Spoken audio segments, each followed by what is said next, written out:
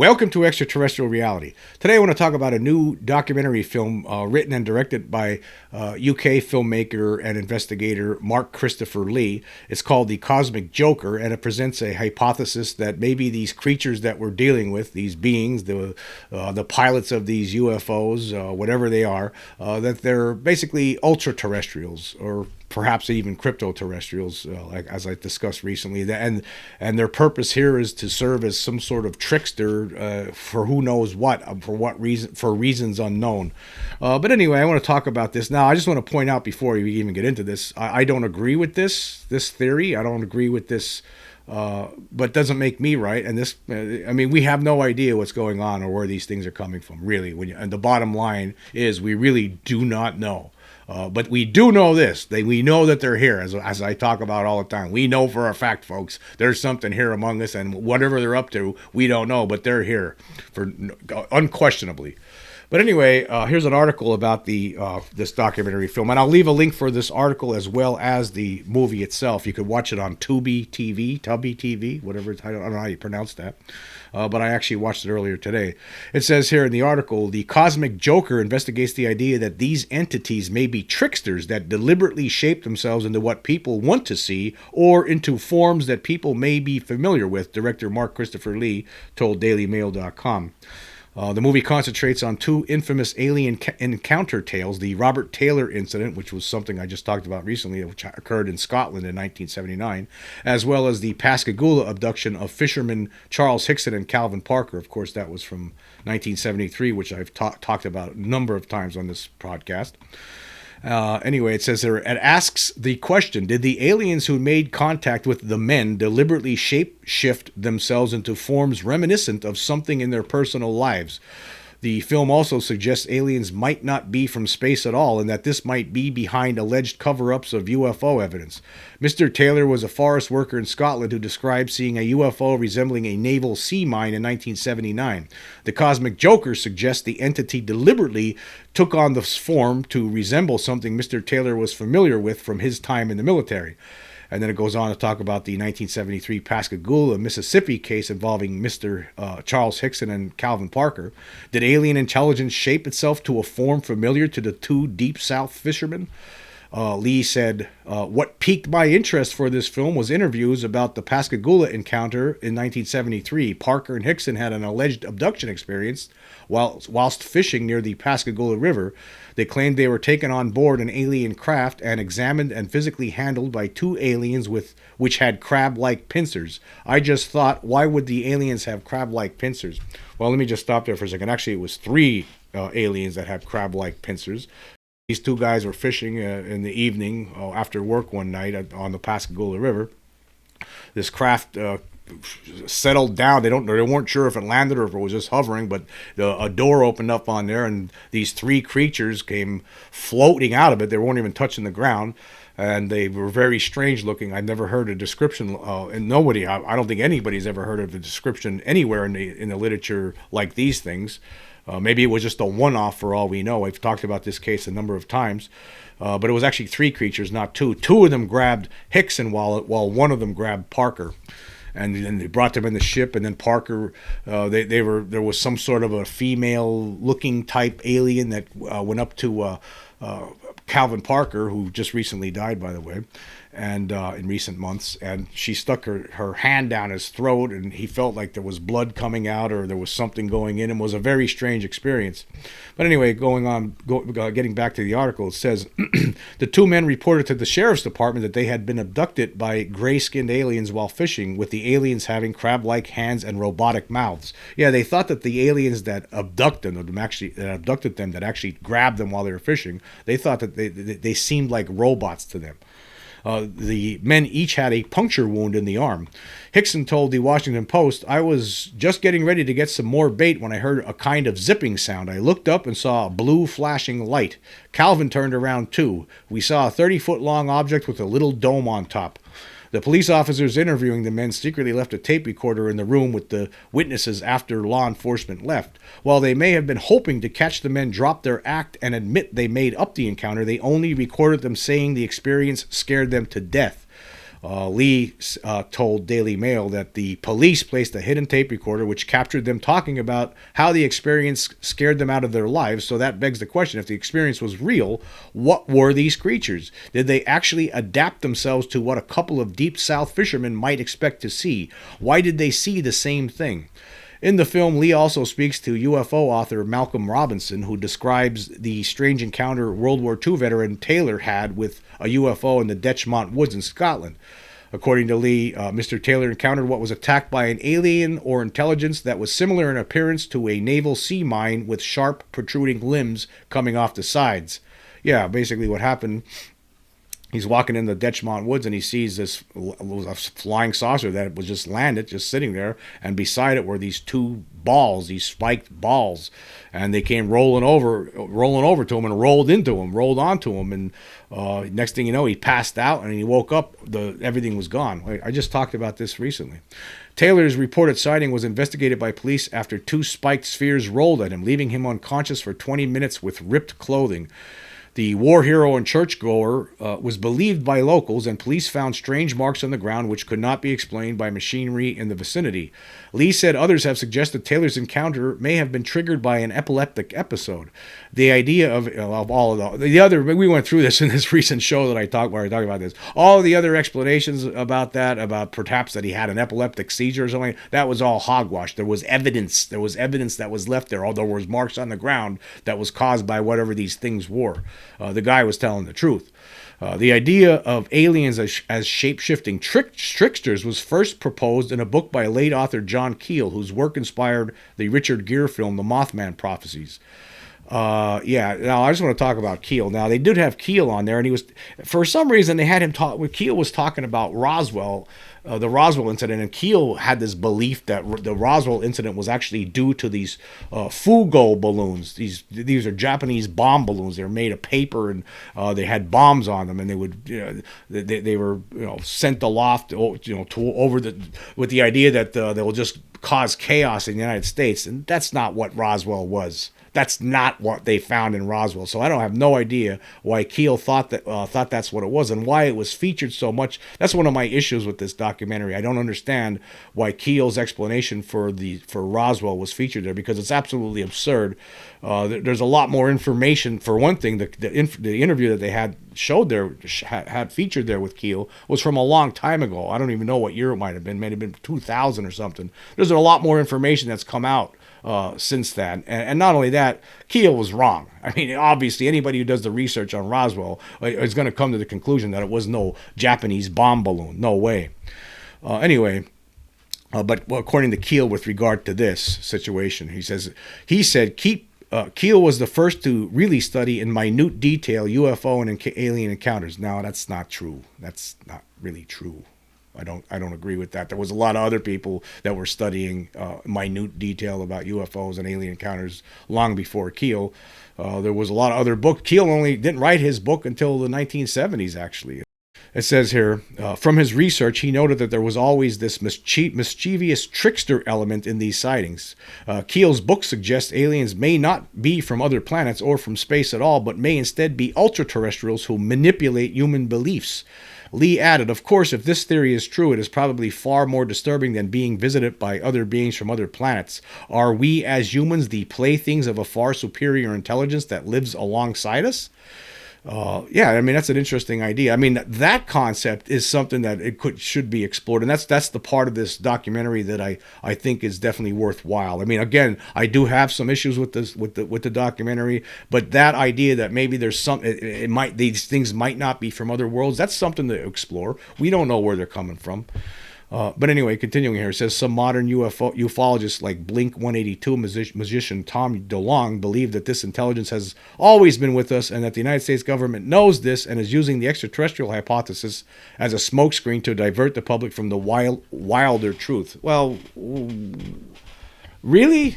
I mean, I guess I have issues with this kind of thinking here. I mean, this is where I have some criticism with this kind of thought process. I mean, what would be more wild, or why would the government use the extraterrestrial hypothesis as a smokescreen right? That doesn't make any sense to me. That doesn't, I mean, no matter what it is, right, it's going to be wild to anybody, right? No matter where, if they've been here the whole time, and it's some sort of intelligent force, intelligent bunch of beings living here the whole time, and they're able to play tricks on us for reasons unknown. None of that makes any sense to me, actually, when you really think about it.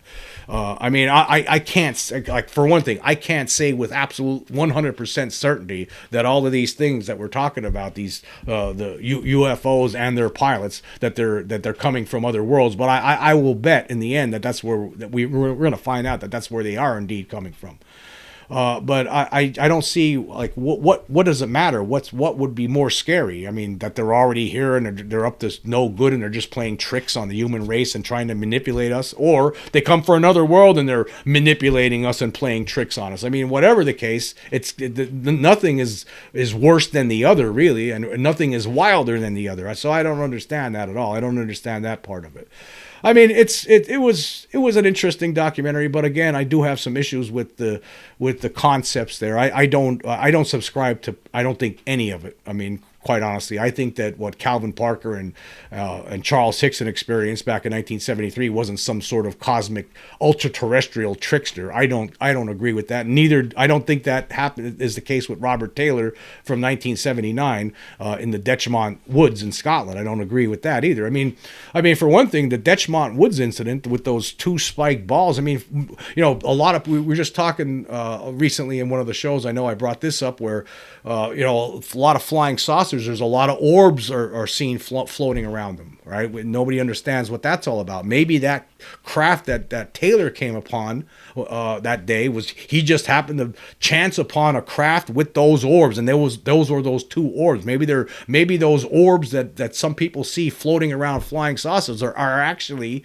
some sort of protection for them. You know, some sort of muscle to keep people away from them. Who knows? We have no idea. I know there's a lot of theories about that too. Some people think that these orbs were placed here in the long past by some other intelligent civilization as some sort of to guard against other invading creatures and stuff. I mean, all these ideas are out there, but we really don't know. But I don't know. I don't think it's just some sort of you know.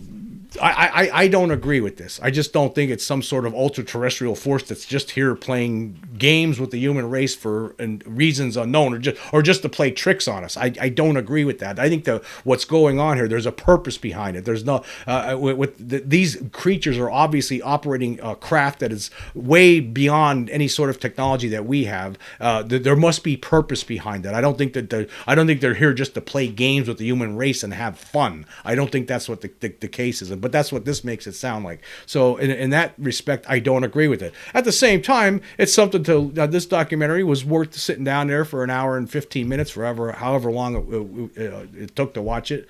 It's something to check out. I mean, that's about it, though. I wouldn't, what do I give it on a scale of 1 out of 10? Probably a 4.5, maybe. You know, it's something to think about, but it's not the phenomenon from James Fox, right? It's not that. It's not the aerial phenomenon documentary from Randall Nickerson. It's not that. Those are 10 on the scale as far as I'm concerned. Those two documentaries. This documentary, I put it at about a 4 and a 4, probably a 4. You know what? I'm going to settle on just 4. But I don't agree with a lot of this stuff. And the one thing, again, that I did take issue with was I couldn't understand, why would you have Keel on there talking about Roswell, talking about Fugo balloons? That was just like a waste of time. That was nonsense. I mean, I've done a lot of shows about Roswell. In fact, in recent months, I think it was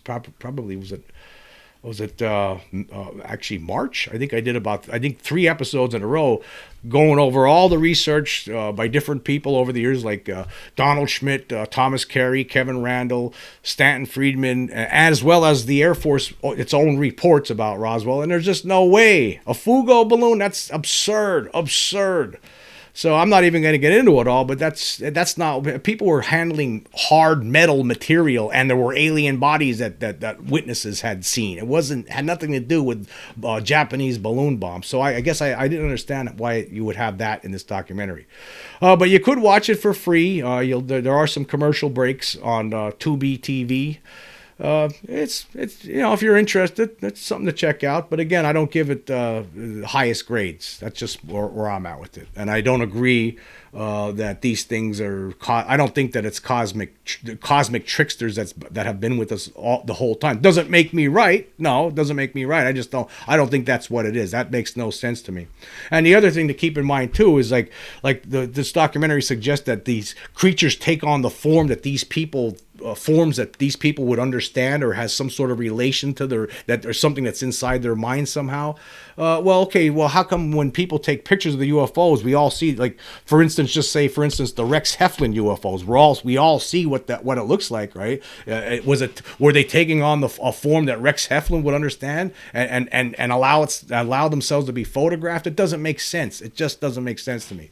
So I mean, could they perhaps be crypto-terrestrials that have been living among us on this planet the whole time? That's possible, but I don't think it's some sort of weird, like, cosmic trickery going on here, like John Keel had suggested. I just don't see that. I don't buy that at all. So I'm not with that at all. Okay, I just want to go over something else that's cropped up in the last couple of days, and that was with regard to the Peru aliens. There was another article from the Daily Mail about this a couple days ago, and it was updated today. And it was just, I just want to talk about this, and I think it's something to mention. I don't want to get into it too deeply, but it says mystery around controversial Peru alien mummies deepens after new fingerprint analysis indicates they're not human. I thought this was very interesting. That they were able to look at the fingerprints of one of these creatures, and they determined that they're unlike human fingerprints. So they're alien fingerprints. So it's starting to look like these things. It's really starting to look like these things are not human. They're some sort of maybe they're crypto-terrestrials. We don't know. We can't say they're from another world. But it's really starting to look like it really is perhaps some sort of intelligent alien that was living here and died here 1,000 or thousands of years ago. It says here, bizarre diagonal grooves along the fingertips and toes of one of Peru's eerie and hotly debated alien mummies points to a non-human origin for these odd remains. Worldwide controversy has followed this small, peculiar specimen since September, when veteran broadcast journalist and prolific UFO researcher Jaime Maussan first presented two alleged alien corpses to Mexico's Congress last year. Now DailyMail.com has spoken to a former Colorado prosecutor and current defense attorney who has examined one of the over half a dozen alien specimens with the help of 3 independent forensic medical examiners from the United States. These were not traditional human fingerprint patterns, that attorney Joshua McDowell said. He's been looking into this with his scientist father, and he's very interested in it, and he's saying that they're not humans. They don't look like human fingerprints at all. The use of fingerprints, or what was technically known as friction ridge skin impressions, dates back as far as 300 BC in China, according to the United States Department of Justice's fingerprint sourcebook. And criminal forensic investigators in America have long systematized the hunt for unique features ever since these patterns first came into use by U.S. law enforcement in 1902, beginning with the 3 broad types of fingerprint: arches, loops, and whorls. But Maria, the so-called alien mummy that McDowell and his forensic doctors examined, appeared to have fingerprints that matched no known human pattern. We did not see any loops or whorls on the prints of the fingers or on the toes, McDowell, now principal at the McDowell law firm, told Daily Mail. I am a former prosecutor. I'm a criminal defense attorney. I've seen lots of fingerprints, and these were not classic fingerprints, he said. Maria's fingerprints weren't consistent with human prints. Yes. So there's a lot of more work that needs to be done here. There's a lot more to this article. I'm not going to read the whole thing here, but I just want to point out that, this is still in this. Research is still ongoing. They're even saying that they can't prove anything yet. This McDowell's saying he can't prove anything yet. There needs to be more research, and there needs to be more research with the DNA with these bodies. But it's still ongoing, despite what any debunker might tell you. This is worth being researched, and I think that they are. I think that it's going to turn out that they're going to determine in the end that these are indeed non-human. Intelligent creatures that at some point were living on this planet, were here for reasons unknown. Where they came from, we don't know. But yeah, there's a lot more to this article. I'll leave the link for it so you can check it out. But I think it's very interesting, and we're moving toward a point, I think, with this and the other evidence that I've been talking about here on this show recently, where it becomes undeniable, but yet we still have people out there. You go on Twitter, see all the debunkers, and it's just a constant vomiting of nonsense and disbelief in this. And like just today, I was looking at an article on Scientific American. I mean, I don't understand why they even print stuff like this. I mean, there was a guy named Phil Platt. He's an astronomer, and he's talking about, the headline reads, "Nope, it's never aliens. It's never aliens." I mean, it's just this. I'm so sick of seeing debunker comments and reading the debunk. Like, it seems like a lot of the mainstream publications, like Scientific American, for some reason, just are constantly have their doors open to any astronomer who's ready and willing able to throw out any sort of opinion about what's going on here. And this guy, obviously he's not done any research on this, not much research whatsoever. And I'll leave the link for this. You could check it out for yourself. It's just absurd. He says, I grew up believing in UFOs. He watched all these TV shows and stuff and blah, blah, blah. But over the years, he took up science as a career and critical thinking as a passion.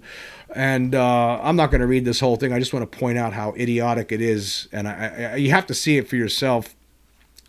And I just don't understand that. I don't understand why Scientific American would run an article like this. So it doesn't really say anything. It just has some astronomer who doesn't see anything, doesn't believe anything, never saw anything. Used to think that when he was younger that there was something to it, but he grew up and now he has critical thinking skills and there's nothing to it. Basically, that's what it is. And then, of course, he latches on to Mick West for some reason and his analysis of those leaked Pentagon videos from 2017. This is old news. I mean, this is all old news. There's nothing in here. There's nothing here that's recent. That this guy's just talking about how he doesn't believe in it. So why is a publication like Scientific American running a lazy article like this? It's not even worth reading. It's not even worth. That's why I just want to point out. I don't want to read it. I don't want to soil my podcast with anything from this. It's so bad. It's so bad. You have to check it out for yourself. I don't understand it. I just don't understand why Scientific America would run tripe like this. An unresearched, idiotic, stupid. This guy's still... I don't care if he's an astronomer. I don't care how many schools he went to. And I don't care how many papers he wrote. He's stupid and he's dumb. And I don't understand what's going on with Scientific America. Why would you run an opinion piece like this? Now, of course, at the end of the article, they make sure that they know this is not our opinion. Well, it doesn't matter if it's your opinion or not. You have it on your Scientific American website here in your magazine. Why would you do this? Why would you give space for something like this, for some astronomer who obviously has not investigated this, is talking about still talking about the 2017 leaked videos? That's 7 years ago now. We're talking This is old stuff. This is old stuff. I mean, we've heard this before. We heard this back in 2018 from Mick West and the rest of them. This is like a regurgitation of what other debunkers said 7 years ago. So why is Scientific American running tripe like this?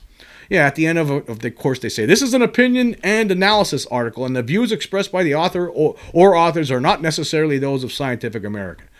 But you run this is absolute tripe. He offers nothing to the discussion whatsoever. All it is a regurgitation of things we've already heard, and I don't understand. I don't understand Scientific American.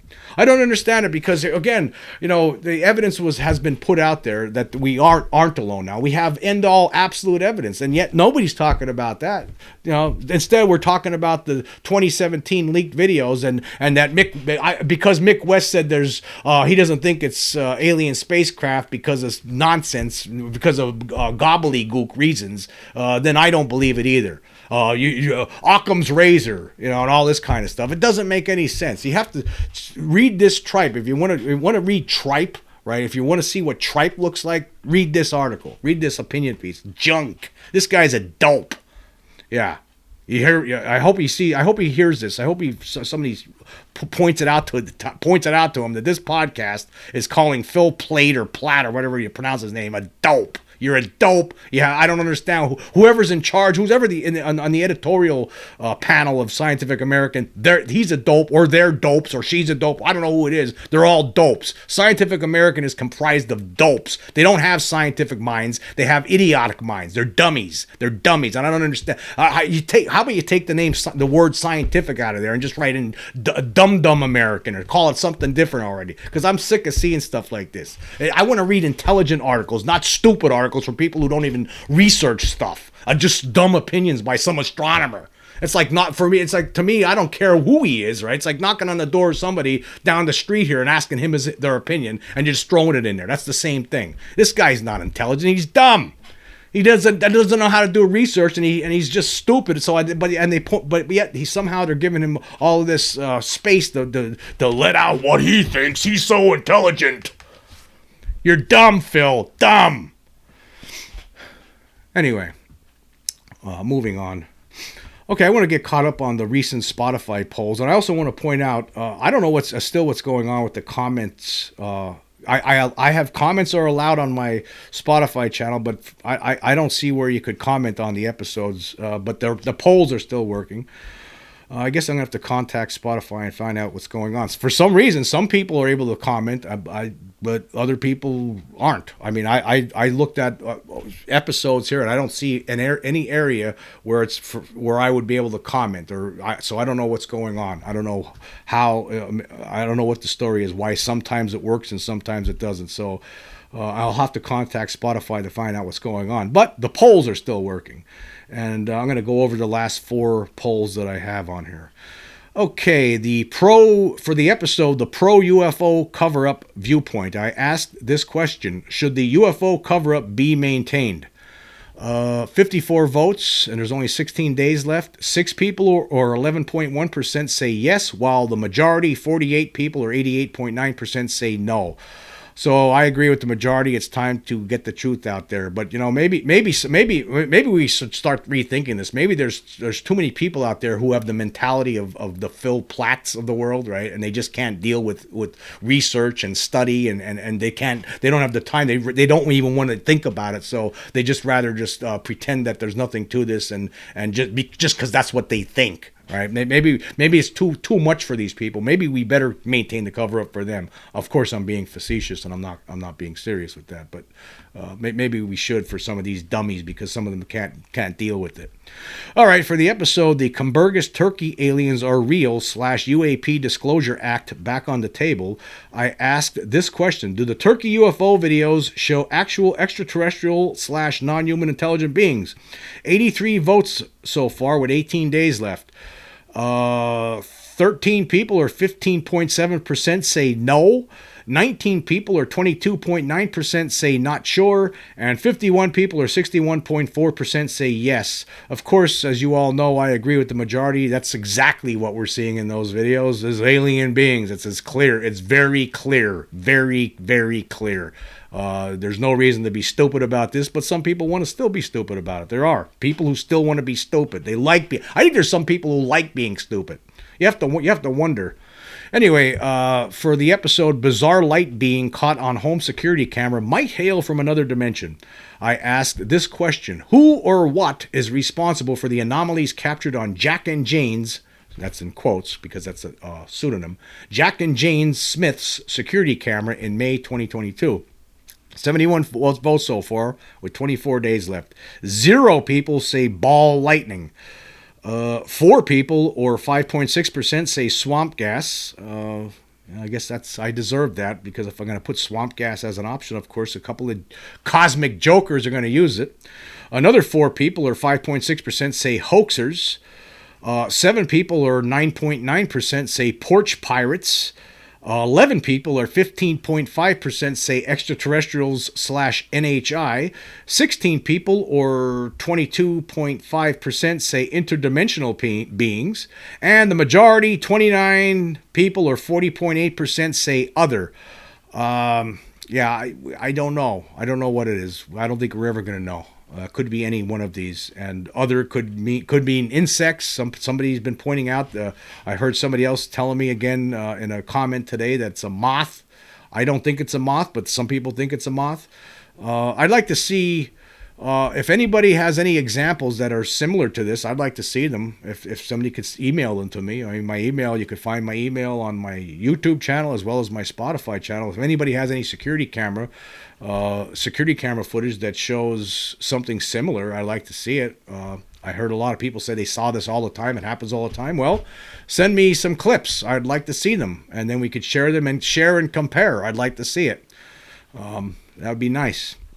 Okay, for the episode Diamond-Shaped UFO, a regular visitor of Texas nuke plant / light being mystery deepens, I asked this question. Who or what is responsible for the UFO incursions at the Pantex facility in Texas over the decades? This was only from yesterday, so it was only 31 votes so far with 26 days left. 0 people say hallucinations. 0 people say swamp gas. 1 person, or 3.2%, says other. Another 1 person, or 3.2%, says enemy countries. Another 1 person, or 3.2%, says balloons. Another 3 people, or 9.7%, says optical illusions. And 25 people, or 80.6%, say ET/NHI craft. I think it's most certainly ET/NHI craft. It's been going on since the 50s. These beings are interested in that facility for some reason, and they send up fighter jets to go after them. And guess what? The object disappears, and then the fighter jets land, and the object comes back. It's something beyond us. It's ET/NHI craft, and they are interested in our nukes, as we all know. So certainly, I agree with the majority here. That's what I think it is, and that's where I stand with it. Okay, well, anyway, I want to say thank you all for joining me. Until next time.